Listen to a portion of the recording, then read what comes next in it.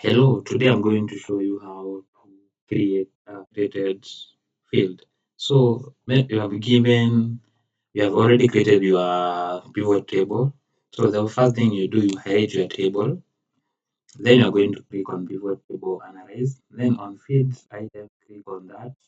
On the calculated field, click on the field. For this case, I want to find the net income. So I type net income,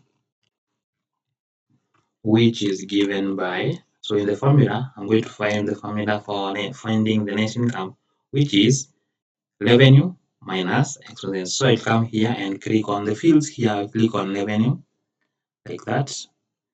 Then I'm going to click on minus, and then I'm going to click on expense, and I'm going to click on insert field, like that. Then I just click OK.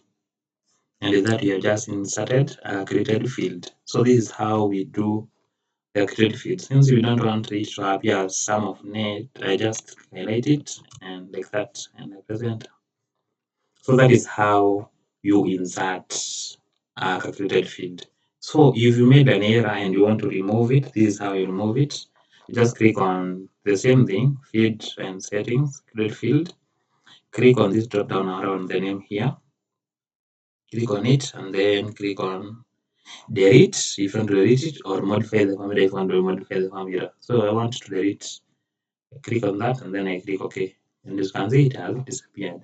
So that is how we do create the calculated field and remove it, or either modify it. Thank you for watching. See you soon.